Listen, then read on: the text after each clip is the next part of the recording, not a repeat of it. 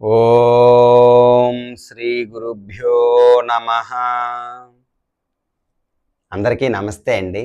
శ్రీమద్ భగవద్గీత 7వ అధ్యాయం జ్ఞాన విజ్ఞాన యోగము నుంచి 12వ శ్లోకం. ఆ శ్లోకం యొక్క అర్థం తెలుసుకుందాం. ఏ చైవ సాత్వికా భావా రాజసాస్తామసాశ్చయే